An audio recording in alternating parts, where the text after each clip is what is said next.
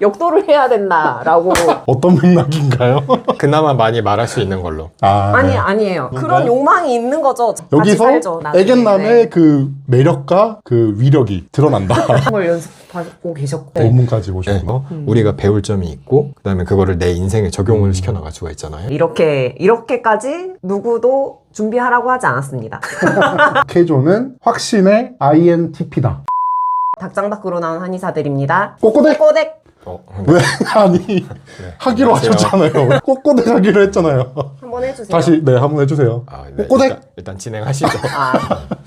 어쨌든 저희 닭박한 채널의 첫 컨텐츠는 베가본드 감상회인데요. 왜 베가본드를 하게 됐냐면 되게 하고 싶은 말들이 많아 보이셔가지고 제가 이제 베가본드로 선정을 하게 됐거든요. 한 원장님 같은 경우는 왜 할 말이 많아지셨는지 그 맥락이 조금 있잖아요. 그쵸? 있죠. 아시나요? 잘 모릅니다. 네. 그 한 원장님이랑 저랑 대학 시절에 이제 어떻게 처음 말을 오. 트게 됐냐면 그때 제가 막 검도를 하고 오. 수영을 하고 오. 그 다음에 이제 발레를 취미로 이렇게 하게 완전 됐었는데 운동 소녀셨네요. 열심히 했어. 네. 어. 수영을 그때는 열심히 하고 있었는데 한 원장님이 그때 저의 형태? 뭔가 몸의 형태를 보고 너는 역도를 해야 된다라고 한마디 해준 적이 있어요. 기억나시나요? 네, 다 기억나죠. 그러다가 이제 제가 그 다음에 이제 발레에 입문해서 발레를 꽤 오래 하다가 발레를 잘 하고 싶어가지고 네. 캐틀벨을 배우러 갔어요. 캐틀벨이랑 파워리프팅까지 접하게 됐는데 제가 재능이 있는 거예요. 왜냐면 저는 이미 IKC도 배워봤고 그 다음에 역도도 배워봤었거든요. IKC가 뭔가요? 그 러시안 캐틀벨 챌린지라고 해서 아, SFG 전신이거든요. 네. 그다음에 이제 크로스핏 한국이라고 다음 카페가 있었는데 이제 크로스핏 초창기에 이제 어. 역도 코치님이 가르치는 역도 모인 곳에서 역도 잠깐 배워봤고 뭐 다른 거를 사실 다 열심히 하긴 했는데 그런 경험이 있으니까 보고서 왜 역도 몸인데 다른 헛짓어가 없지? 이런 생각을 좀 했었죠. 근데 제가 아무튼 그 이후로 10년이 지나가지고 네. 파워리프팅을 했는데 데드리프트 130까지 들고 와. 뭐 피스톨 스쿼트 24kg 하고 이제 나보다 강해졌어. 뭐 캐틀벨 재능충이셨구나. 네, 캐틀벨 스네치 16kg까지 했거든요. 막 제가 그래서 그때 한 원장님이 정말 많이 생각났어요. 그래서 제가 제 업을 결정하는 어떤 문제가 있을 때도 한 원장님한테 물어보게 그때 됐어요. 나의 재능을 네. 알아봐줬다는 네. 사람이기 때문에 사실 이게 좀 연관성이 좀 떨어지긴 한데 너무 맥락이 없긴 하네요. 아니에요. 되게 그래요? 중요한 말이었어요. 그 다음에 이제 보통은 저 같은 지극히 상식인의 입장에서는 그때 당시 나이가 어떻게 되셨었죠? 20대 중후반이었죠. 20대 네. 20대 여성에게 네. 옆에서 너는 역도를 해야 된다. 근데 이미 저는 근데 좀 알고 있었던 게 네. 집안 자체가 사실 천하장사 좀 집안이구나. 강골 체질이거든요. 그런 것도 있어요. 네. 아무튼 20대 중후반 그 시절에 저도 몰랐던 저의 모습을 일깨워 주신 분이에요. 그리고 이 맥락에서 이제 베가본드가 선택이 된 거죠. 저희들의 첫 컨텐츠로. 어떤 맥락인가요? 그나마 많이 말할 수 있는 걸로. 아니에요. 그런 욕망이 있는 거죠. 제가 왜 130까지 들었겠어요. 나는 세지고 싶다는 욕망이 있었던 거예요. 저는 그럼 제가 그렇게 그 양 원장님의 네. 숨겨진 내적 욕망을 네. 한 원장님이 알아보시고 일찍이 10년 전 너는 역도를 해야 돼. 왜 세지고 재능을. 싶었어요? 그런 폭력성이 어쨌든 잠재돼 있잖아요. 누구나 아닌가? 저는 없어요. 아무튼 저는 좀 있습니다. 네. 쇳덩이를 잡으면은 되게 기분이 좋아지고 세지는 느낌이 들고 강해지는 느낌이 들어가지고 맥락이 미야모토 있어. 무사시와 굉장히 일치하는 그럼요. 강해지고 네, 싶다. 강해지고 싶다. 어. 그게 있습니다. 강해지고 그리고 싶다. 이제 그 전에 조금 거리를 벌릴까요? 지금 이렇게 대화를 하다 보니까 이 베가본드 내용이랑 굉장히 일치하는 부분이 많은 것 같아요. 그래서 세지고 싶다는 욕망이 항상 있어서 사실 남자들한테는 보편적인데 여성분들한테는 있기는 쉽진 않잖아요. 그쵸, 뭐 요즘에야 뭐 이제 많이 네, 트렌드가 그렇죠. 바뀌긴 했지만 자, 네. 원장님의 보통은- 성격을 조금 알아볼 수 있는 것 같습니다. 항상 있어서 그래요. 네, 20대 중반에 이제 한 원장님이 역도를 해야지 무슨 취미 발레냐라고 이렇게 일가를 가하셨을 때를 항상 기억을 하고 살고 있다가 그때 발레 하면서 몸 좀 아프다고 하지 않았어요? 네, 몸이 아팠었어요. 그쵸? 네, 몸이 아프고 별로 안 좋아지고 해서 조금 더 컴팩트하고 효과적인 운동이 뭐가 있을까 하다가 쇳덩이를 잡는 순간 스트레스가 되게 풀리고 기분이 좋아져요. 체질이 천직이셨군요. 기분이 굉장히 좋아집니다. 이 상태에서 이제 베가본드를 다시 읽으니까 조금 더 와닿는 게 많더라고요. 두 분은 어떻게 읽으셨는지 간단하게 감상 아니면은 뭐 공감 가는 인물이라든지 이제 인상 깊었던 장면 같은 거 한 2가지 정도 말씀해 주실 수 있으실까요? 문 원장님 먼저 말씀해 주실까요? 이제 주제가 정해지고 나서 다시 정주행을 했어요. 그러니까 사실 저는 이 이전에 슬램덩크가 거의 저의 인생 만화책, 드래곤볼과 함께 인생 만화책 중에 하나이기 때문에 특히 산왕전, 그 산왕전은 거의 뭐 수백 번을 읽었을 정도 혼자서 이제 울고 싶을 때 그럴 때 다들 있으시잖아요. 왜 그렇게 크게 웃으시죠? 아니 뭐 사람마다 다른 거니까요. 네. 저도 그런 거 뭐 있어요. 그쵸. 울고 싶을 때가 있으시잖아요. 뭐 울고 싶을 때보다는 여러 번 읽은 감명 네. 깊은 것들은 있죠. 저한테 이제 슬램덩크의 특히 산왕전은 그런 의미인 거죠. 뭔가 이제 각 잡고 오늘 좀 울고 싶다. 그러면 이제 산왕전을 보면서 그 감동의 그 눈물을 이제 흘리는데 그래서 이제 그 같은 작가님이시죠? 네. 그래서 사실 보면 베가본드에 나오는 인물들 표정이 좀 슬램덩크랑 맞아요, 거의 맞아요. 똑같지 않아요? 맞아요. 느낌이 좀 그래서 있어요. 사실은 약간 위화감도 살짝 저는 들긴 했는데 이런 표정이 나온다? 나중에 뒤로 가면 이제 막 붓으로 그리시잖아요. 맞아요. 네. 그때는 좀 느낌이 좀 다른데 그때는 화풍이 확 달라지는 것 같아요. 앞쪽에서는 약간 그 슬램덩크 맞아. 얼굴들이 좀 나오는 것 같았어요. 그래서 저는 더 재밌게 봤던 것 같아요. 다시 이제 이 베가본드라는 작품을 정주행을 해보니까 역시나 저는 항상 제 관심사는 사람이거든요. 사람. 그래서 비록 이게 어떤 만화라고 하는 그런 이제 가상 속에 물론 이제 미야모토 무사시라는 인물은 실존 인물이지만 그런 미야모토 무사시라는 인물을 소재로 한 픽션에 가깝잖아요. 이제 거기에 여러 가지 이제 그 서사들이 담겨 있는데 그걸 읽으면서 인물들에 좀 더 많은 집중을 하게 된 것 같아요. 그 누구보다 또 더 큰 사랑을 갈망하는 사랑을 많이 받고 있지만 가장 외로워하는 인물이 마타치라고 느껴지거든요. 그렇게 생각하시는군요. 저는 그럼에도 불구하고 마타치가 굉장히 첫 등장부터 되게 하남자스럽고 뭔가 항상 도망치고 거짓말하고 그런 삿된 방법으로 인생을 살아가지만 숙부랑 어머니는 그럼에도 불구하고 정말로 사랑하거든요. 진짜 죽잖아요. 맞아요. 숙부가 죽을 때도 너는 행복해야 된다. 내 누님의 하나밖에 없는 아들이다. 그러면서 죽잖아요. 그 곤 숙부가 정말로 마음에 오히려 많이 남는 인물이었어요. 되게 그 장면이 오히려 생각이 많이 나요. 그래서 어쨌든 명장면이잖아요.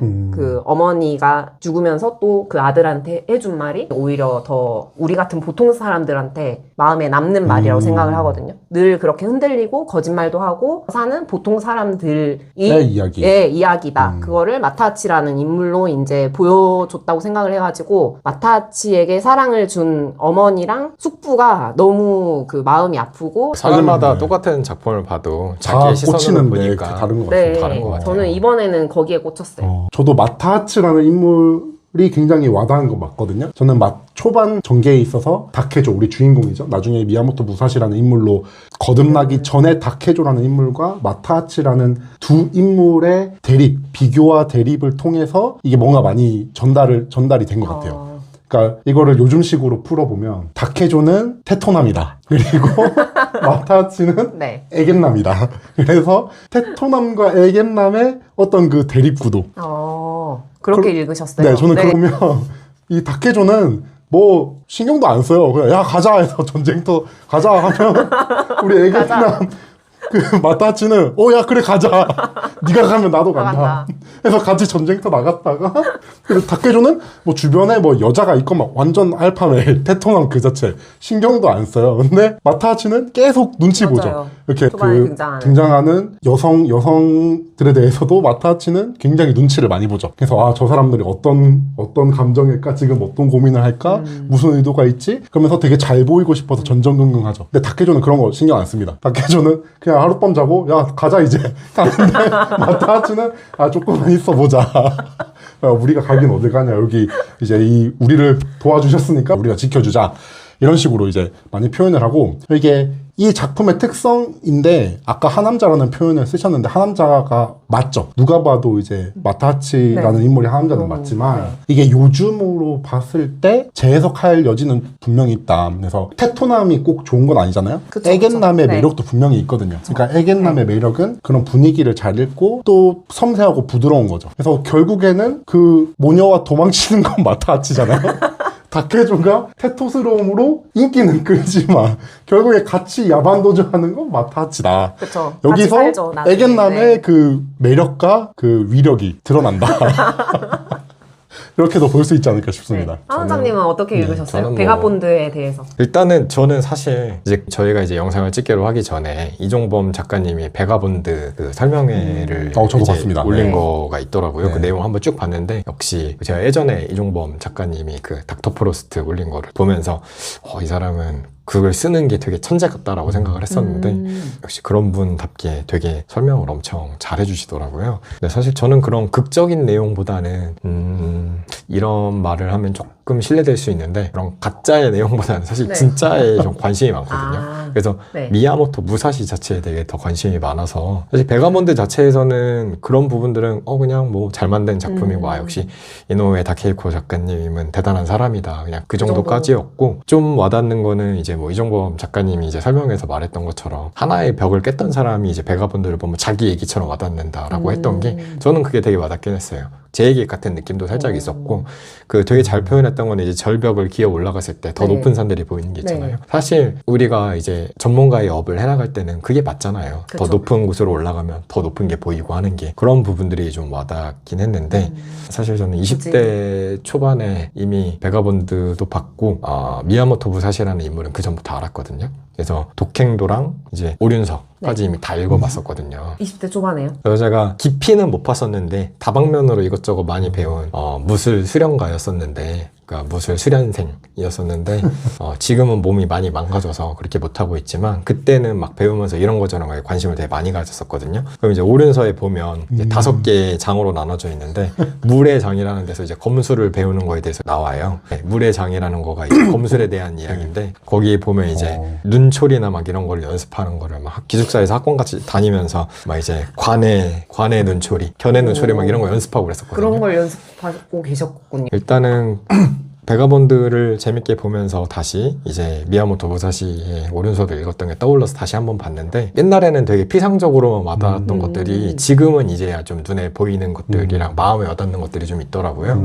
그러면서 사실 그 이제 미야모토 무사시가 나온 이제 베가본드라는 작품 자체가 요시카와 에이지가 쓴 미야모토 무사시라는 소설에서부터 시작한 거잖아요. 네. 그리고 그거는 이제 에도 시대 때 써진 니텐기라는 작품에서 거의 많이 따온 거고요. 그리고 이노우에 다케이코 작가님이 이제 요시카와 에이지의 소설을 보고서 거기에 또 이제 사사키 코즈로를 자기의 이제 동일한 하나의 또 주인공으로 만들어서 새롭게 해석해서 만들어진 대단한 작품인데 근데 그런 것보다는 저는 미야모토 무사시 좀 더 집중을 했죠. 그래서 네. 이번에 이 책 또한 2번 정도 읽었는데 이게 되게 좋은 네. 책이더라고요. 저는 추천을 드립니다. 한번 네. 획독해보시는 거를. 책을 한번 보여드릴까요? 되게 좋은 책입니다. 이거는 그냥 오륜서 원본 번역이고요. 그 다음에 이거는 이제 해설본이랑 그 연구한 분이 네. 이제 여러 가지 고증이랑 이런 거를 해놓은 책이라서 이번에 네. 보면서 요거랑 그 다음에 논문 두 편도 한번 한국 분들이 쓴 거를 찾아봤는데 논문까지 보셨구나. 제 생각에는 이 책이 등장하는 컨텐츠는 처음인 것 같아요. 처음이지 않을까요? 그러니까 베가본드 베가본드 감상을 다루는 네. 내용 중에 내용 중에 오륜서와 살고 있겠죠. 오륜서를, 논문까지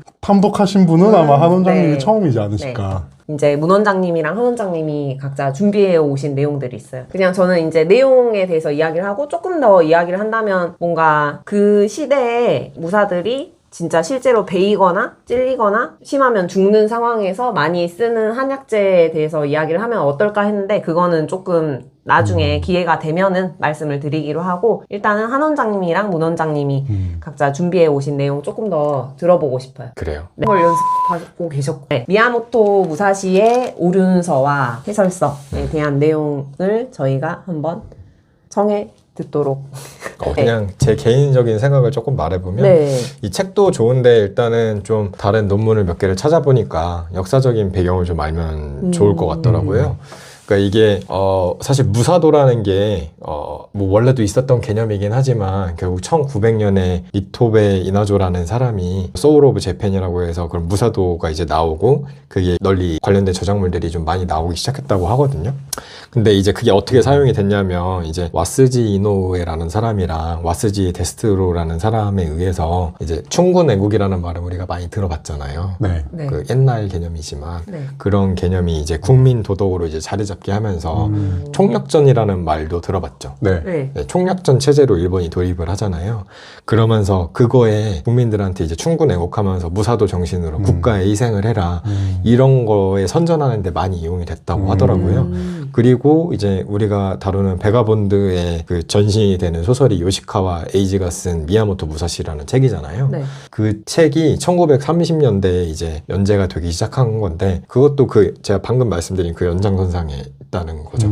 이게 왜 그러냐면 논문에서 보니까 그 마지막 장면이 간류섬에서 사사키 고지로랑 이제 싸우는 장면으로 네. 이제 끝을 맺게 되는데 그 장면이 나온 게 아사히 신문에서 그 노모난 전투라고 소련이랑 일본이랑 맞붙은 전투가 있거든요.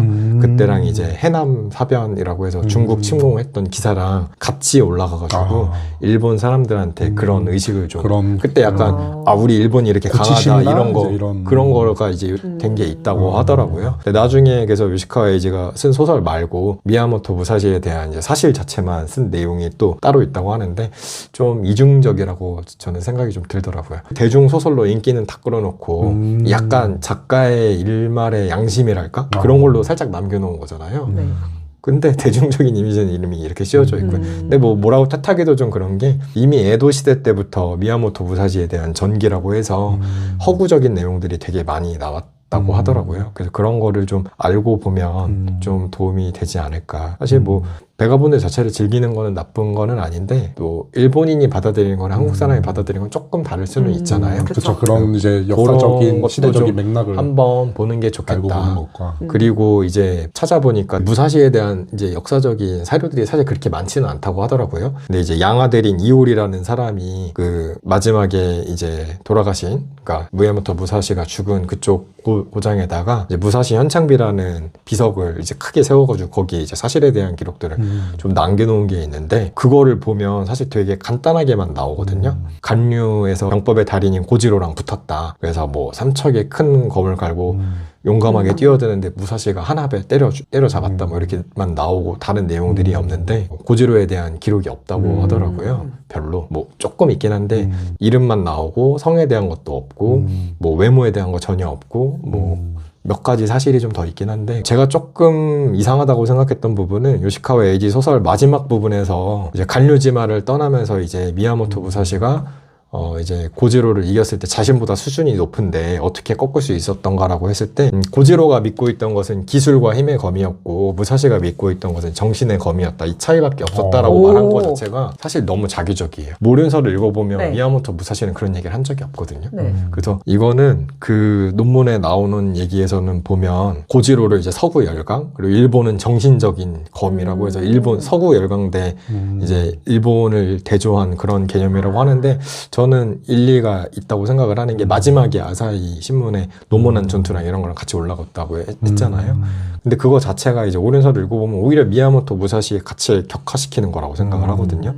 그래서 대중적인 인기를 얻긴 했는데 오히려 미야모토 무사시가 말한 거는 검의 도에 대해서 엄청 얘기를 많이 하고 있는데 이런 뭐 정신적인 그런 것만이 아니라 기술도 단련하고 힘도 단련하고 그런 병법의 전체적인 거에 대해서 말을 한 진짜 병법의 구도자라고 하는 게 맞는 사람인데 네.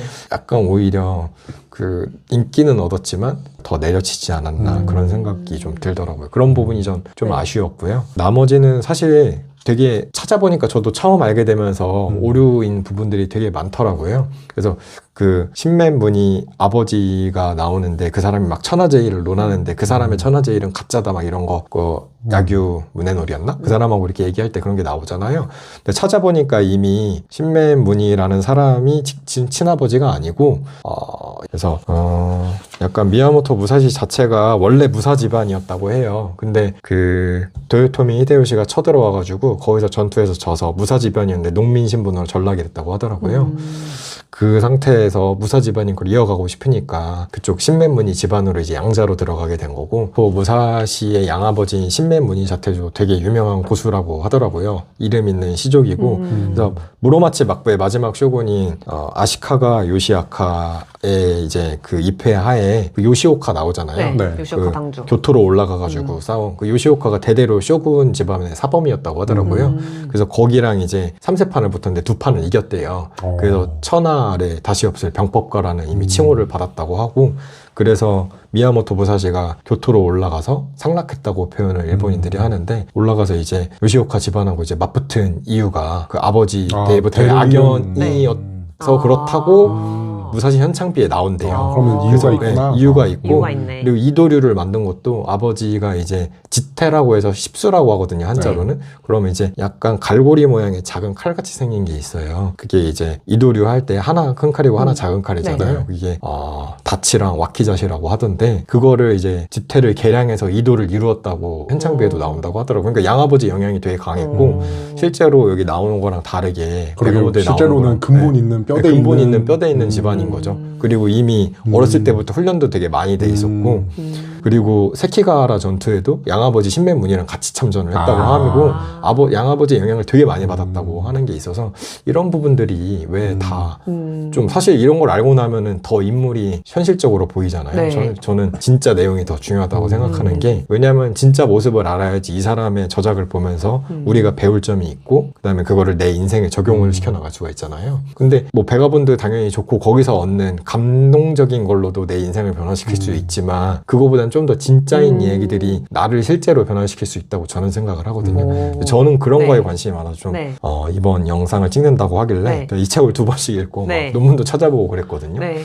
다시는 이러진 않을 건데 도움은 되게 많이 돼서 저는 좋았습니다. 네. 그동안의 생각도 정리가 좀 많이 됐고요. 그걸 연습하고 계셨고. 그래서 방금 전에 소개한 거 말고도 이제 무사시의 저작들이 사실 저는 오륜서랑 독행도만 있는 줄 알았는데 실제로는 그렇진 않더라고요. 여기 내용을 좀 보니까 네. 이미 29세 마지막에 고지로랑 싸우면서 그게 60번째 마지막 전투였던 거죠. 네. 거기서 이제 끝을 내고 나머지 이제 60대가 돼서 죽기 전까지 계속 자신의 경험을 바탕으로 이제 병법을 완성해 나가는 그 과정을 볼 수가 있었는데, 20대 때 썼던 게 병도경이라고 해요. 그래서 그게 검술과 병법 그 자체에 집중을 했던 거고, 근데 거기서 나중에 나오는 얘기들을 보면 50대 때 이미 병법을 완성을 했다고 이렇게 나오거든요. 네. 그러면 그 완성된 게 병법 서부라는 책에 나오게 되는데, 그거는 이제 책 그 내용을 보면 경험과 연륜이 녹아나는 걸 이제 볼 수가 있고요. 이게 왜냐하면 병도경에서는 마음가짐을 이제 싸울 때의 마음가짐을 적의 실력에 따라서 이제 싸우는 방식을 바꾸라고 했었는데, 그게 아니라 이제 병법 서부에서는 항상 병법의 마음을 쏟으면서 일상에서부터 항상 그런 걸 신경 쓰라고 하는 게, 근데 사실 제가 운동을 배울 때도 옛날에 중국무술 배우거나 그럴 때 명인들의 얘기들을 들어보면 되게 비슷하거든요. 네. 나는 일상에서도 그런 움직임이 다 나오고 뭐 이런저런 막 신기한 이야기들이 나오는데, 그런 것들이 맞는 것 같아요. 무슨 운동을 배워도 내가 그게 일상에서 연결이 되지 않으면 사실 그 순간에만 되면 좀 의미가 없진 않지만 좀 떨어지잖아요. 그게 내 일상까지 전부 다 녹아나게 24시간 되는 게 그게 되게 좋은 것 같아요. 저는 사실 그러면서 그걸 보면서도 우리가 학생 때 사실 유학 관련된 유교 경전들도 좀 배우잖아요. 그쵸. 논어맹자 이런 거. 네. 근데 사실은 저는 유학도 되게 좋아하거든요. 그래서 거기서 나오는 거 보면 이제 공자님이 안회랑 뭐 이렇게 제자들한테 얘기하는 게 너는 누구는 뭐 인이 얼만큼 떠나지 않고 누구는 뭐 안회는 뭐 한 달 동안 떠나지 않고 공자님 자신은 거의 떠나지 않고 잠깐 떠난다 이렇게 얘기하는 게 비슷한 느낌이라고 느낌이 네. 확 와닿았거든요. 그러니까 내가 추구하는 도라는 게 사실 미야모토 무사시가 말하는 도가 전문가로서의 길이라고 생각하면 좀 이해하기 쉬운 것 그쵸. 같은데 네. 그거를 기술자. 계속 연말을 네. 해나가면서 사람의 인생의 깊이도 깊어지는 거잖아요. 그런데 그런 것처럼 항상 그런 거를 인생 전반에 걸쳐서 떠나지 않게 네. 물화일체가 와, 처형되고 네. 그런 거를 저는 딱 보면서 네. 제가 가진 마음가짐이랑 너무 비슷해서 네. 이거를 사실 역사를 앞서 나간 천재의 저작이라고 보면 되게 와닿는 게 저는 많았거든요. 그래서 제가 막 20대 때 뭐 이렇게 눈초리 막 연습하고 그런 게 중요한 게 아니라 그런 거 자체가 경험과 연륜이 쌓아가지면서 좋아지는 거라는 것도 느꼈고, 그 다음에는 이제 구마모토 쪽으로 이제 이주한 다음에 네. 호소카와 번 밑에서 마지막에 살았다고 하더라고요. 그때 이제 번주한테 바치기 위해서 썼던 책이 병법 35개조라고 하는데, 근데 이제 그 호소카와 쪽에 번주 같은 경우에는 그 야규 문해놀이의 그 신카케류의 면허 개전을 받았다고 하더라고요. 면허 개전이라는 게 그 각 유파에서 이제 수련을 어느 정도 해서 거치고 나면 너는 이제 그 도장을 열어도 된다라고 하는 게 면허 개전이거든요. 그것까지 받았으면 고수라는 걸 입증을 받은 거잖아요. 그러니까 다른 유파의 고수고 이미 번주라는 높은 신분 수준을 가진 사람한테 자신이 쓴 책을 진상을 한다면 사실 내용이 좀 더 깔끔해야 되잖아요. 정리가 잘 되고. 그래서 그러려는 그 단계에 이르러서는 자신의 검술이론 이렇게 네. 13세 때부터 29세까지 60회 실전 전투 경험이 녹아나는 거를 재검토하고 그 다음에 이제 구체적으로 이제 실제로 대치한 상황에서 어떻게 해야 되는지 고심을 하고 그 다음에 보편적으로 이제 검술 이론을 어떻게 잘 가르칠 수 있을지 고민한 거를 이제 다 썼다고 하는 거 그런 거 자체에서도 아, 이 사람이 완성돼 나가는 모습을 볼 수 있다 이런 거를 좀 떠올렸는데 와. 사실은 제가 네. 추나 강의를 하잖아요. 네, 그니까요. 근데 정말. 강의를 하면서 제가 준비할 때 느꼈던 게 뭐냐면 내가 이 기본적인 단계를 알려드리기 위해서 근데 사실 내가 아는 거를 표현을 해야 되잖아요. 그렇죠. 그러면은 이거를 되게 더 정확하게 구체적으로 잡아야 되고 기본적인 것보다 더 높은 수준에 올라가 있어야지 이거를 완전히 가르쳐 드릴 수가 있더라고요. 그래서 그거를 하기 위해서 되게 노력을 하는 그런 모습들이 좀 겹치면서 좀 와닿은 게 있었고요. 그다음에 마지막에 병법 35개조에서도 마지막에 딱 와닿는 그런 만리일공이라는 단어가 있는데 네. 그게 뭐냐면 이제 글로 설명하기 어렵고 스스로 연구해서 병법의 도를 터득해 나가야 된다는 그런 게 있잖아요. 네.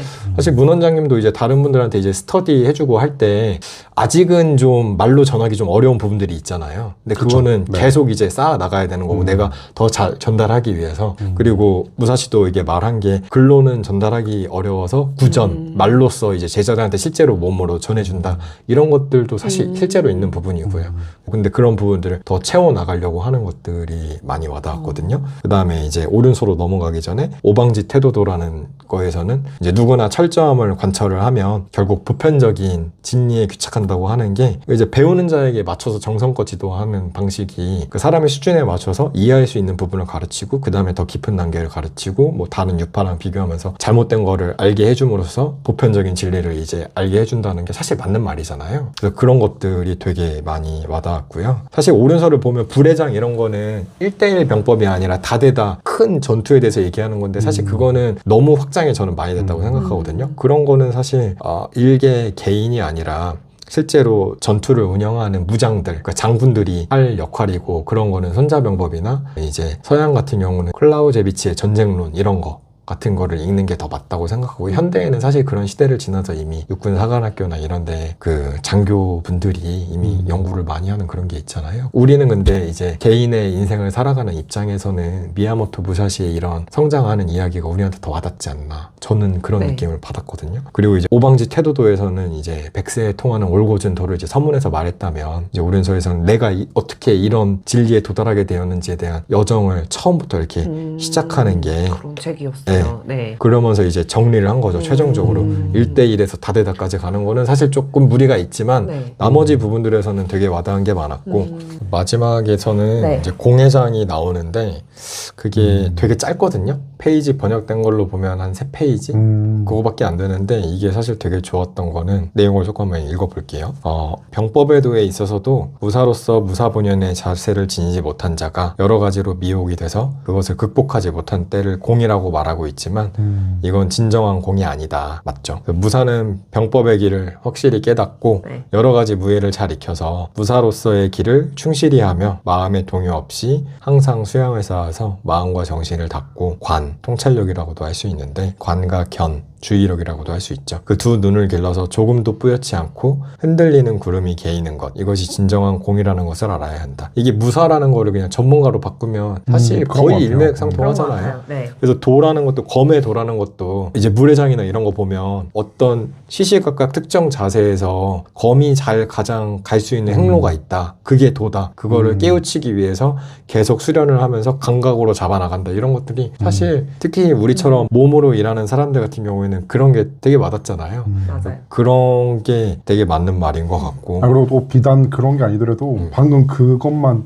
들었을 때 조선시대 사대부들의 마음가짐 뭐 이런 거 예. 땅도 해도 비슷하고 네, 전혀 약간 뭐 이해가 유학이나 안 이런 거 영향도 네. 좀 받았고 선불교의 그런 선 그런 개념들도 들어가 있고 걔는 약간 무사 집단이 그거잖아요. 네. 그렇죠. 우리 선비 사대부들처럼 그렇다고 봐야겠죠. 네. 뭐 제가 정확히는 모르지만 그래서 보면 진정한 도를 깨닫지 못할 때는 불도, 불교이건 불교의 도이건 세상의 도리이건 자신만의 생각으로 판단하고 좋은 일이라고 해석한다. 사실 이거는 저도 뭐 이 정도 수준밖에 안 되는 것 같지만 어쨌든 계속 추구해 나가다 보면 더 높은 경지까지 이르를 거 아니에요.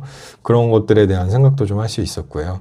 그렇지만 그러나 마음의 바른 도를 가지고 세상의 요소요소를 바라보며 몸과 마음이 편협하고 그 눈이 왜곡되어 진정한 도리에서 벗어나고 있는 경우를 종종 볼 수 있다라고 말하는 것도 맞는 말이죠. 우리는 사실 되게 선입견을 갖고서 이렇게 보다가 어느 순간 그게 깨지면 조금 더 나아지는 나를 발견할 수 있잖아요.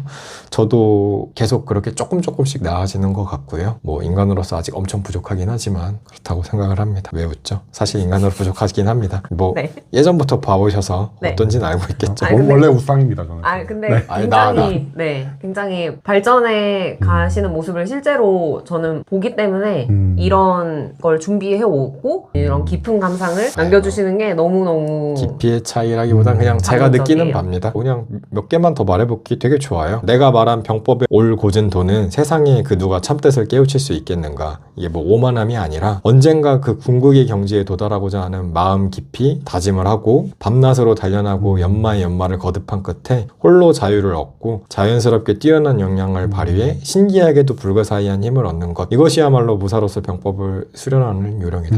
사실 전문가들 보면 진짜 거기에 몰입하는 사람들은 우리가 저게 돼 하는 그런 경지까지를 보여주잖아요. 되게 신기하게. 근데 이제 무술 같은 경우는 사실 사람을 살상하는 기술이기도 하니까 그런 움직임이 나타나는 것 자체가 되게 신기했을 거란 말이에요. 그래서 이런 게 그 홀로 자유를 얻는다는 게 총체 자유라고 해서 검을 내 몸이 가는 대로 마음대로 움직일 수 있는 그런 게 되는데 그런 것들이 사실 다른 무술 명인들의 말하고도 비슷하기도 하고 우리가 전문가로서 추구해야 될 길인 것도 맞고 또 이런 것들이 약간 그 선불교에서 말하는 오도송이라고 하잖아요. 깨달음을 이제 문장으로 이제 읊는 거 그런 것들이랑 비슷하다는 느낌도 좀 받았고요. 그래서 마지막으로 볼 거는 이제 무사시 현창비에서 이제 거의 마지막에 나오는 얘기가 천황 실상 원만 병법 서거 불멸이라고 하는데 이게 우리 한자를 배워서 좀 알잖아요.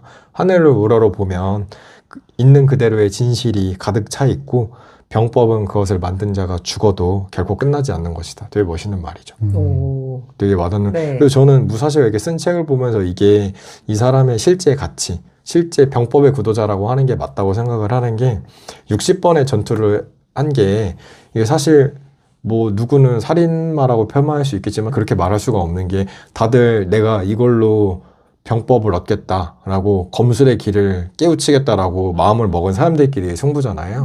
그러니까 그런 준비가 되어 있는 사람들끼리에서 한 거고 무사시가 막 사람들을 막 죽였다 막 그런 것도 아니고 전투에도 몇 번 참가하긴 했는데 그 전투라는 상황은 당연한 시대적인 상황이고 그거를 뭐라고 하는 건 아니죠. 그러니까 병법의 구도자라는 말은 되게 맞는 것 같아요. 근데 이게 약간 저는 사실 유학을 되게 좋아한다고 말을 했잖아요. 거기서도 이제 우리가 삼강령 팔조목 이런 것도 다 배우고 했잖아요. 네. 그래서 팔조목에 보면은 경물, 치지, 성의, 점심, 수신제가 치국, 평천하 이렇게 되잖아요. 그래서 이런 것들이 우리들이 다 하고 있는 게 경물, 사물의 이치를 탐구하고 치지, 참된 삶을 이루고 싶어 하는 거잖아요. 그럼 그렇죠. 우리가 지금 계속 해나가고 네. 있고 그런 거를 하면서 지어지선, 지극한 선에 도달하고 그러니까 우리의 선이죠. 우리의 도, 우리 직업의 도를 얻기 위한 거고 그 과정 중에서 다른 것들을 좀 살펴보면 예전에는 여기까지는 알겠는데 성의, 정심, 뭐 수신 이런 거를 잘 이해를 못했거든요. 네. 근데 그 논어에서 좋아하는 구절 중에 하나가 묘의 불수자 유의부며 그 다음에 수의 불실자 유의부 인저 뭐 이렇게 말을 하잖아요. 그러니까 싹은 튀었으나 꽃이 피지 않은 것도 있고 꽃은 피었으나 열매를 맺지 못하는 것도 있다고 하는데 뭐 그게 뭐 채찍질하는 얘기기도 하지만 저는 그거를 보고서 그냥 마음을 다잡았거든요. 약간 내 인생의 그 목표 그래서 그런 거를 좀 이루고 싶다. 그게 꽃이 피지 않아도 거기에 그냥 주어진 결과에 만족하겠다 이런 마음으로 하니까 환자분들을 대할 때도 성의, 마음을 좀 진실되게 바라고 그다음에 이제 정신, 마음을 바르게 하고 거기까지도 좀 이해가 되고 수신도 이제 조금씩 이해가 갈랑말랑해서 그렇게 좀 제 자신의 인생을 좀 더 잘 경영하면서 나아가는데 정리가 좀 많이 되더라고요. 그래서 되게 좋았어요. 네.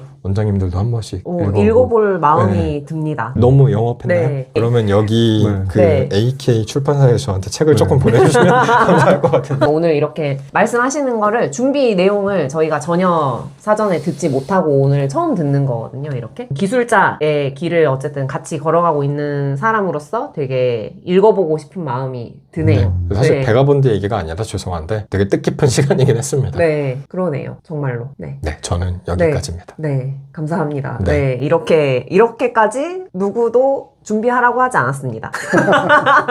이렇게까지 하지 않았습니다. 아무도 모르면서. 네. 그냥 칼 쓰는 법에 대한 이야기인가 보다. 그냥 이렇게만 알고 있었는데 저도 옛날에 굉장히- 읽었을 때는 되게 피상적이어서 남은 게 사실 하나도 없었거든요. 근데 시간이 지나서 우리가 이제 좀 전문가의 길을 좀 걸어가기 시작하니까 느끼는 게 좀 있는 것 같아요. 그래서 고전에 대해서 약간 원리적으로만 접근하는 게 꼭 옳지는 않다고 보거든요. 제 생각으로는 우리가 얻어갈 수 있는 거를 얻어가면 고전을 읽는 의미가 좀 충분하지 않을까 그렇게 생각을 네. 합니다. 아무튼 읽어봐야겠네요. 네, 오른석. 한번 추천드립니다. 네. 이제 베가본드라는 음. 그 텍스트로 다시 돌아가가지고 베가본드를 어떻게 읽으셨는지 이제 문 원장님은 어떻게 해석을 하셨는지 그거를 조금 더 들어보고 싶거든요. 그래서 아까 MBTI랑 그 다음에 요즘에 흔히 이야기하는 애견남, 테토남, 그쵸. 애견녀, 테토녀. 네. 저는 요즘 트렌드로 네. 가장 트렌디하게 베가본드를 읽는 법에 대해서 제 나름대로 한번 떠들어 보겠습니다. 옛날 사람과 얘기를 좀 해보겠습니다. 현 시대의 사람이군요. 그렇죠. 옛날 사람이긴 그렇긴 하죠. 공고지신하는 이 자리가 된 거죠. 그래요. 그래서 저는 이제 베가본드라는 작품에 대해서 조금 더 이제 얘기를 해보면 베가본드를 읽으면서 저는 인물들의 어떤 서사와 그 각 인물들이 표현하는 캐릭터성이 굉장히 와닿더라고요. 초반에 이제 가장 저한테 두드러지게 이제 와닿았던 캐릭터는 주인공 다케조와 그 다음에 이제 다케조의 친구 마타치라는 두 인물의 어떤 대립을 통해서 이 극을 전개시켜 나가는 과정이 너무 재밌더라고요. 똑같은 상황에서 두 인물이 대응하는 방식이 너무 다르고 그거를 또 굉장히 그 서사에 잘 녹여냈다? 이런 게 이제 저한테는 많이 와닿았고, 이제 초반에 이제 다케조라는 인물을 분석을 해보면 굉장히 테토스럽잖아요? 그렇죠. 주변에서 이렇게 여자가 자기한테 꼬리를 쳐도, 아, 나는 모르겠고. 그리고 나중에 그 마타치라는 자기랑 어찌 보면 동고동락을 같이 한 전우가 자기를 배신하고 그 다른 여자들이랑 도망쳤어. 사실 여기서 꼭지가 돌아버려야 되는데, 갔구나. 안 죽었구나.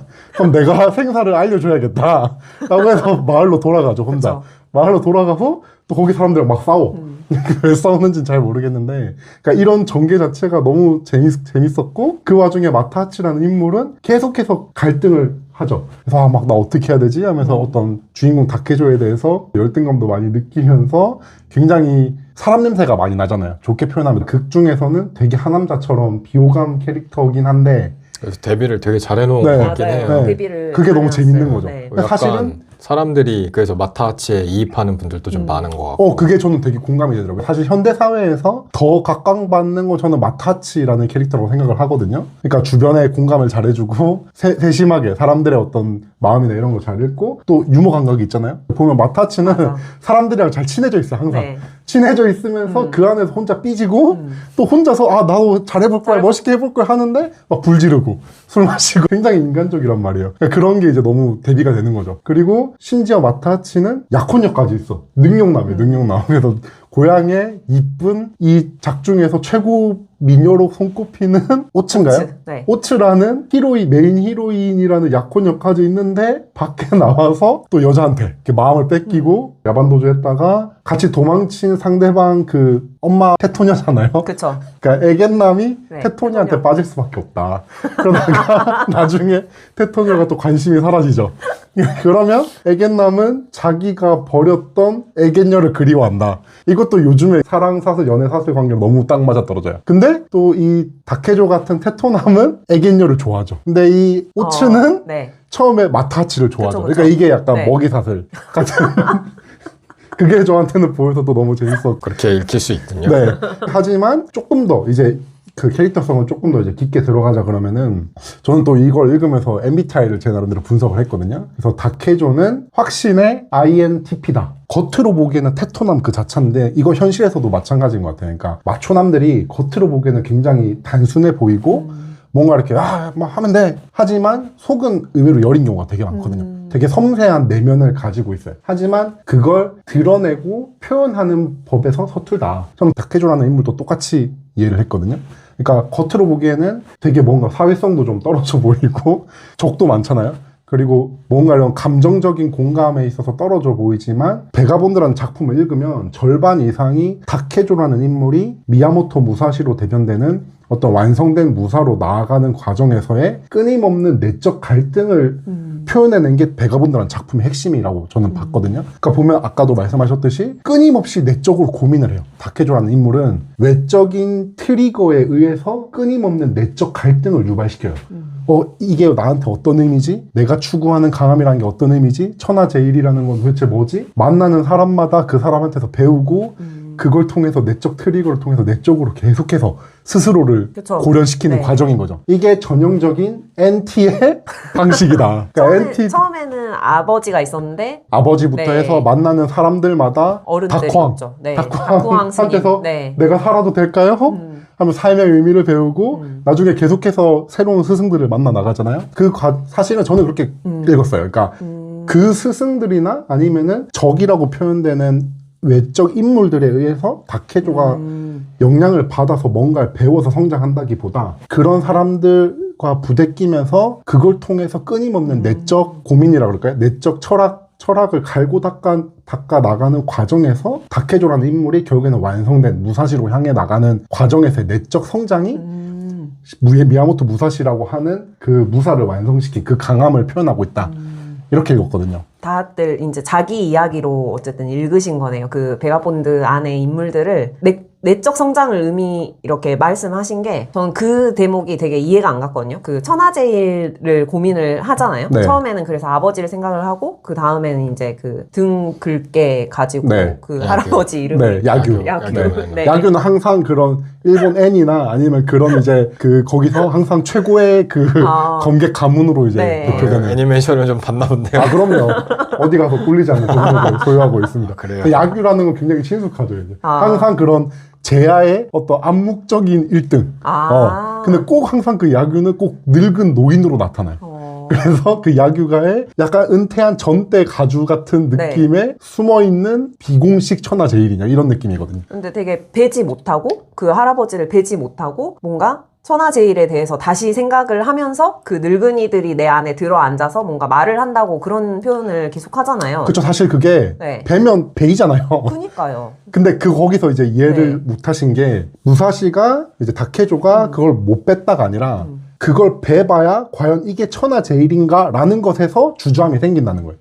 그러니까 실질적으로 내가 이 사람을 이겼으니까 내가 더 강해, 내가 천하제일이냐 라는 게 아니라 과연 천하제일이라는 의미가 뭘까를 내적 기준에 의해서 납득이 돼야 되는 거예요. 그러니까 그 기준이 계속해서 바뀌어 나간다는 거예요. 처음에는 내 세상에서 아버지가 최강자기 때문에 아버지보다 세면 내가 천하제일이 될 수 있을 거야 로 시작을 하겠죠. 근데 내가 경험하는 세상에 따라서 그 내적 기준이 바뀌는 거예요. 아버지보다 더 강한 사람들이 있었네? 또는 단순히 저 사람보다 내가 더 세다고 해서 내가 더 강한 건가?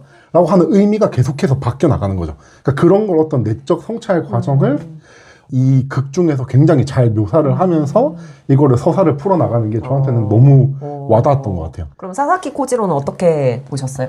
사사키 코지로도 네. 되게 재밌는데 네. 일단 그 전에 사사키 코지로 얘기를 하려면 마타하치라는 인물에서 이어져야 된다고 봐요. 그래서 전반부와 후반부로 제 나름대로 분류를 했는데 네. 전반부는 다케조와 마타하치라는 대립에 대한 서사로 봤으면 이제 후반부로 넘어가면 주인공이 무사시에서 코지로와의 이제 이 관계성을 통해서 이 캐릭터성을 설명을 하잖아요. 그래서 마타하치라는 인물은 굉장히 다케조랑 비교가 되죠. 끊임없이 갈등하고 오히려 겉으로 봤을 때는 굉장히 인간미 넘치고 네. 사람들 사회에서 잘 녹아들지만 굉장히 갈등이, 그러니까 마타치가 겪는 갈등은 다케조가 겪는 갈등이랑은 많이 성향이 달라요. 둘 다 막 그렇게 어떤 그 부침을 겪는 것처럼 보이지만 다케조라는 힘을 철저하게 어떤 내적 가치, 내적 기준에 대한 이제 그런 이제 갈등을 겪어 나간다 그러면 네. 마타치는 현실적인 갈등을 많이 겪어요. 그러니까 도망쳤는데 거기서 찬밥 신세 당하면서 쫓겨난다거나 막 그 자기가 이제 차버렸던 그 옛 약혼녀를 그리워한다거나 그다음 실제 어떤 그 무사적인 실력이 떨어지니까 끊임없이 그 사람들 사이에서 그 이제 갈등을 겪게 되는 거죠. 근데 거기서 재밌는 거 마타치라는 인물이 그 상황에서 어떻게 대응하냐가 전 되게 재밌게 봤는데 이거는 어디까지나 제 기준에서 이제 느낀 점을 설명을 해보면 다케조라는 인물은 아까도 말했듯이 철저하게 내적 기준에 의해서 나의 내적인 기준을 세상에 관철시켜 나가는 방향으로 성장을 해요. 네. 그 과정이니까 당연히 세상과 싸울 수밖에 없죠. 왜냐면 내가 내 기준을 세워나가면서 세상에 그걸 드러내서 인정을 받아야 되기 때문에 당연히 기존의 세상의 가치관과 충돌할 수밖에 없는 거예요. 그러니까 다케조라는 인물은 계속해서 적이 자연스럽게 생겨나요. 그러니까 뭔가를 잘못해서 싸운다기보다 내가 내 기준을 세상에 증명해내기 위해서는 당연히 세상과 부딪힐 수밖에 없는 거예요.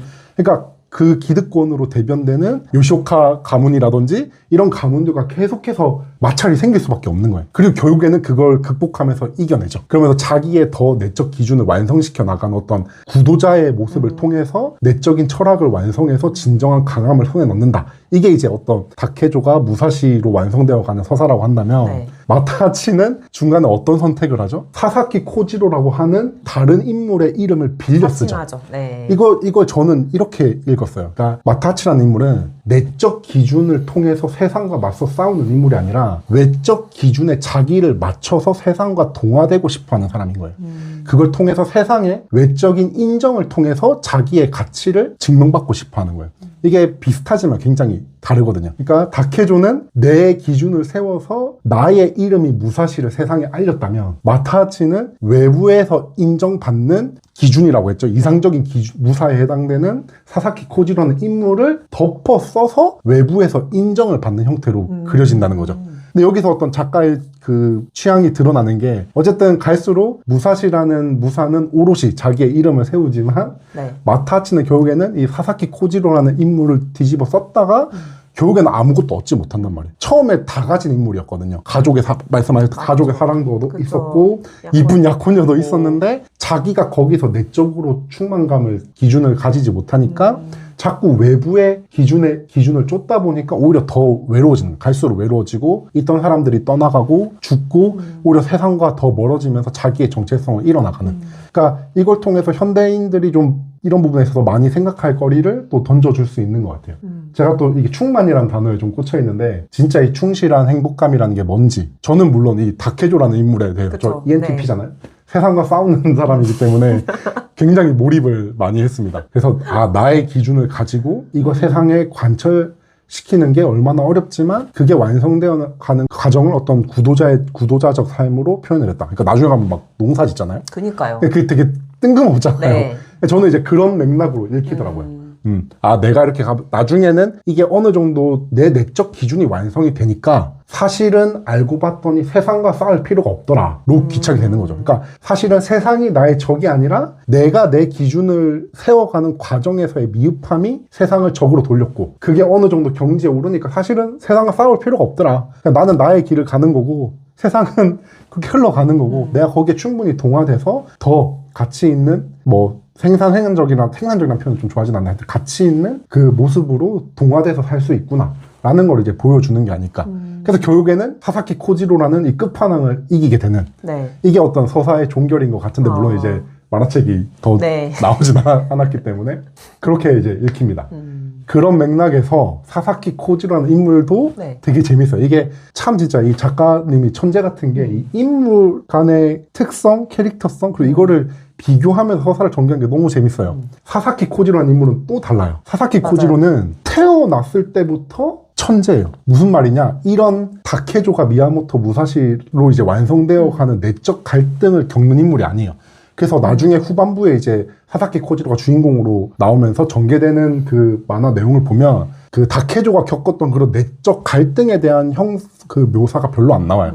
무슨 말이냐? 사사키 코지로라는 인물은 일단 선천적인 장애가 있잖아요. 그쵸. 그러니까 장애라기보다 네. 청각이 이제 네. 없다고 묘사가 된단 말이죠. 이것부터가 어떤 내적인 기준에 대한 고민이나 갈등보다는 현실적으로 내가 느끼는 오감에 집중한다는 얘기예요. 그러니까 우리 그런 거 있잖아요. 왜 시각이 없으면 청각이 더 발달해서 그래서 그 자토이치라는 그 일본 사무라이 있잖아요. 캐릭터처럼 마찬가지거든요. 항상 사사키 코지로라는 인물에 대한 묘사를 보면 고요해. 그러니까 계속해서 요동치는 겉으로 보면은 담담한 것 같지만 내면이 들끓고 있는 이 다케조 무사시라는 인물과 정반대로 사사키 코지로라는 인물의 내적인 걸 묘사를 할 때는 항상 고요해. 세상이 고요하고 나는 오롯이 이 검에 집중을 하고 있고 그러니까 이게 오히려 더 신검하빌이라 그러잖아요. 네. 검과 하빌되는 어떤 그 무사의 재능에 걸맞는다는 거죠. 그러니까 내적인 철학을 가지면서 내적인 어떤 그 완성을 향해 나가는 무사시라는 캐릭터와는 정반대로 얘는 오히려 청각이라는 장애를 가지고 있기 때문에 더 스스로의 내적인 고요함을 기준으로 실제 신체적인 역량에 더 집중할 수 있는 거예요. 그리고 되게 막 좋아하잖아요. 그거를 즐기죠. 실제로 기쁘게 막 이렇게 막 춤추고 뛰고 그쵸. 하는 전투 중에 그런 묘사가 막 나오잖아요. 그러니까 그걸 가지고 네. 어떤 내적 철학을 야기시키는 게 아니라 그거 자체에 몰입해서 거기에 빠져서 실제로 즐기는 거죠. 안 그러니까 되던 게 갈등 됐을 번뇌가 때. 없는 거죠. 네. 번뇌가 없는 일부리니까 사사키 코지로는 작품에서 처음부터 끝까지 한결같은 천재 강자로 묘사가 돼요. 맞아. 그러니까 부침을 겪는 인물이 아니라 처음부터 그냥 얘는 강해. 어릴 때부터 배워버리잖아요. 어릴 때부터 배고 그 할아버지 밑에서 자라다가 나중에는 최고의 이토 사이죠. 최고의 검객을 따라 나서면서 이미 그때부터 그쵸. 네. 최강자로 묘사가 네. 되는 거죠. 그래서 항상 이 사사키 코지로는 검술의 최강자로 묘사가 되고 무사시는 거기에 근접하게 성장해 나가는 인물 간의 구도가 설정이 된단 말이죠. 그러니까 이런 게 참 재밌는 거예요. 그러니까 얘는 철저하게 자신의 감각에 몰입을 해서 그 감각을 통해서 자신의 검술을 벌여나가는 이게 저한테는 MBTI로 치면은 N과 S의 이 보통 N이 그 되게 넓은 그림을 그리고 네. 어떤 뭔가 추상적이고 생각이 많고 S는 그게 아니잖아요. 네. 현재에 집중하고 그쵸. 현재 내가 느끼는 감각, 현실성, 현실적인 결과물 그러니까 객관적이고 이제 뭐 요렇게 들어가잖아요. 그러니까 그 두 성향의 천재들에 네. 대한 대립 구도인 거예요. 그러니까 무사시는 INTP고 사사키 코지로는 ISFJ다. 진짜 재밌게 읽으셨네요. 참 너무 재밌어요. 그게 또 재밌는 게 ST는 아니란 말이에요. 왜냐하면 사사키 코지로는 이게 너무 즐거운데 상대방에 대한 고민도 해요. 그러니까 나중에는 내가 상대방을 베게 되면서 발생하는 그리고 그러니까 내가 느끼는 오감을 확장시켜서 상대방이 느끼는 감각까지도 내가 읽는 경지에 들어가거든요. 그러니까 검술에서는 당할 자가 없는 거죠. 내가 내 감각도 완벽하게 다스리는 상태에서 상대방이 느끼는 감각까지 내가 공감할 수 있어. 이미 이 영역은 내 영역으로 형성이 된 거야. 그러니까 네. 검술에서 얘는 그냥 이렇게 자연스럽게 막 피해요. 피하면서 휙휙하니만 이렇게 다 잘려있고. 그러니까 그야말로 완성된 실제적인 검을 다루는 완성된 무사의 표본인 거죠. 근데 그걸 누가 이긴다? 무사시가 이긴다. 저는 ENTP니까. 결국에는 그러니까 그게 다른 거죠. 그러니까 사사키 코지로는 실질적인 감각이나 이 검술을 벌여낸 완성형. 그래서 외유내강의 그 자체인 거죠. 겉모습은 되게 여리여리하게 묘사가 되잖아요. 막 꽃미남처럼 네. 뭔가 막 이렇게 약간 흐느적거리는 것 같은데 실제로 이제 속은 고요하면서 번뇌함이 없고 자신의 그 검술에 대해서 즐기면서 이걸 추구해 나가는 인물인 거고 무사시는 오히려 우리가 접한 무사시는 최고의 검호 그래서 막 인자강일 것 같고 처음엔 좀 인자강처럼 테토남처럼 그쵸, 묘사가 네. 되지만 사실 그걸 뚜껑을 열고 보면 그 내면에서는 계속해서 갈등을 느끼는 거죠. 적을 만나도 적을 통해서 또 내적 갈등을 느껴. 맞아요. 거기에서 자기가 그걸 하면서 네. 아 이게 어떤 건가 또 그 적을 만남으로써 또 한 단계 성장하고 계속해서 성장하는 캐릭터라 그러면 사사키 코지로는 그게 아니다. 이미 이제 완성된 무사와 이 두 캐릭터 간의 대비. 그래서 결국에는 누가 승리하는가에 따라서 어떤 작가의 더 의도가 담겨 있겠죠. 저한테는 그렇게 읽히더라고요. 네. 그래서 ISFJ. 네. 사사키 코지로는 ISFJ다. 최근에 가장 화제가 됐던 네. 핫했던 인물이 우리 최강록 셰프님. ISFJ잖아요. 그렇죠. 그러니까 외유내강의 그 자체. 네. 그래서 겉으로는 되게 뭔가 순둥순둥해 보이고 사람이 되게 여리여리할 것 같지만 사실은 그 내면에서 한마디 한마디가 다르잖아요. 내적인 어떤 완성도가 굉장히 강해 보이는 맞아요. 사람. 네. 저는 그렇게 읽히더라고요. 되게 즐기면서 재밌게 잘 읽은 정말 거. 재밌게 너무 읽으셨네요. 재밌었어요. 저는 이걸 읽으면서 너무 재밌는 거예요. 네, 확실히 서사적으로는 사실 뭐 사사키 코지로가 실제 내면이 어땠는지는 우리가 알 수가 없잖아요. 그쵸. 그리고 청각 장애가 있다고 해도 실제로 내면은 많이 그럴 것 같지만 근데 그게 그 의학적으로 어느 정도 일리가 있어요. 그러니까 감각이 하나가 무뎌질수록 다른 쪽에서 그 증폭되는 보상 효과가 일어나기 네, 때문에 그거는 맞는데 그게 네. 말고 내면이 막 이렇게 들끓고 그런 건 누구나 다 있을 것 같은데 그쵸. 근데 되게 묘사는 그럴 법하게 되게 맞아요. 잘 만들어놔서 데뷔를 되게 잘 네, 만들어 맞아요. 놓으신 데뷔를 것 잘한 작품이고 같아요. 근데 그래서 왜 재밌게 결말 읽히는 마지막 것 권이 같아요. 안 나오는? 그러니까 이게 너무 많이 가가지고 그러니까 이게 이제 너무 잘 해놨어. 작가님도 너무 이제 잘 해놔서 결말을 내기 마무리, 힘들 것 그쵸, 같은데. 마무리 짓기가- 왜냐면 사실 마무리는 정해져 있으니까요. 맞아요. 예. 역사적인 그런 거라. 근데 이게 힘들 것 같아요. 예, 이 마무리를 짓는다는 게 왜냐하면 대작일수록 마무리가 힘들 수밖에 없는 것 같아요. 근데 지금까지는 사실 되게 진짜 잘 만들어진 만화인 건 맞는데. 맞아요. 네. 맞습니다. 저는 이제 읽는 내내 네. 저만의 이 분석법으로 인물들을 분석하면서 너무 재밌게 봤다. 네. 네. 그래서 요시무라 당주도 보면 이렇게 팽자팽자 놀잖아요. 네. 그 사람은 ESFP다. 안 좋아하시네요. 안 좋아한다기보다는 네. 사실 전혀 이해를 못 하고 있죠. MBTI에 대해서. 네. 아. 그냥 뭐 아이가 뭐 인트로버티드라서 내적인 거에 더 관심이 많다 이런 거는 아는데 그 이상은 잘 모르겠습니다. 사실 그래서 저는 사람 볼 때도 MBTI로 보진 않고 그냥 그 표정, 말투, 풍기는 분위기, 말하는 거 그런 거를 그냥 입체적으로 느끼려고 노력을 하고 그거는 잘 모르겠어요. 네. 근데 이 작품에서는 그런 식의 묘사가 좀 두드러지는 거 그게 너무 재밌더라고요. 그러니까 무사시라는 인물은 인간 자체가 성장해 나가는 그러니까 검술의 완성보다는 인간이 강해져가는 그 과정을 계속해서 이제 서술을 하고 있다 그러면 사사키 코지로는 검술 자체가 강해요. 그러니까 어떤 그 인간의 성장하는 과정이라기보다 이 검술 자체가 강해서 와 이걸 어떻게 이길 수가 있지라는 느낌이 들 정도. 그러니까 완성된 검호에 대한 이제 이 서사가 진행이 되면서 두 인물 간에 대립되는 게 너무 재밌는 거죠. 그러니까 무사시가 나올 때는 그런 면에서 또 너무 재밌고 이제 코지로가 나올 때는 또 그런 면에서 너무 재밌고 그게 이렇게 사실은 이 주인공이 두 명의 주인공을 가지고 이렇게 진행을 해간다는 게 쉽지가 않거든요. 왜냐면 어쨌든 사람이 이런 만화든 뭐든 이 소설을 읽든 이제 몰입이 돼야 되는데 몰입이 되려면 주인공한테 내가 몰입을 해서 내가 주인공화가 되어야 되는데 이게 주인공이 여러 명이면 사실 그게 분산이 되잖아요. 그쵸. 이거는 분산이 저는 개인적으로 안 되더라고요. 너무 재밌었습니다. 네. 그래서 저희가 어쨌든 한의사들이고 어쨌든 기술자의 길을 걸어가는 입장에서 대화본들을 다시 보니까 이렇게 다양한 해석이 나오고 더 재밌게 20대 초반에 처음에 읽었던 것보다 훨씬 더 재밌게 읽으신 것 같고 제일 즐거워하신 것 같아요. 제일 즐거워하신 건 문원 장님이신 것 저는 같지만 항상 즐겁습니다. 아무튼 이렇게 모여서 이야기를 나눌 수 있어요. 좋고 역시 제 생각이 맞았어요. 할 말들이 정말 많으신 것 같아요. 여기 네. 한정 많아지는 것 같습니다. 다른 거는 어떻게 될지 잘 모르겠어요. 네.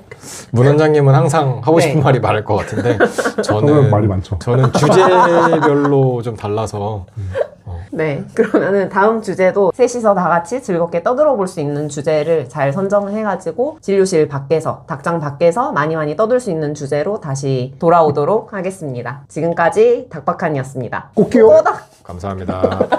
왜 안 하시나요? 꽃기요야? 자꾸 네, 여기서 컷. 꽃기요? 꼬꼬다? 꼬꼬다? 꼬꼬댁 하자. 꼬꼬댁. 네.